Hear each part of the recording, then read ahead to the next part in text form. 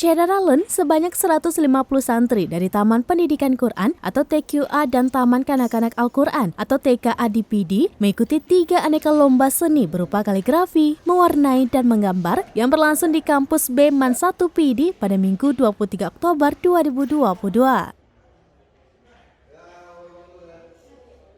Ketua Panitia Pelaksana Kegiatan Festival Anak Soleh Indonesia atau FASI 7 Kabupaten PD, Zulfikar ARZ kepada Sraminews.com pada Minggu 23 Oktober 2022 mengatakan, event pentas seni pada ajang seleksi FASI 7 tahun 2022 ini diikuti oleh 150 peserta atau santri dari 18 TPA dan TQA se-PD.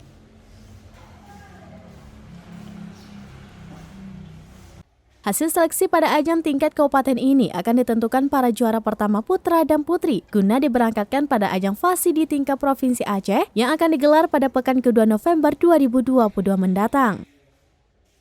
Sementara untuk 9 cabang lomba lainnya, cerdas cermat, tartil, tilawah, tahfiz, azan, pidato, kisah islami, dan praktek sholat dihelat di gedung PD Convention Center atau PCC pada 23 hingga 28 Oktober 2022. Dari PD, Idris Ismail, Serambi On TV. Jadi, Pak.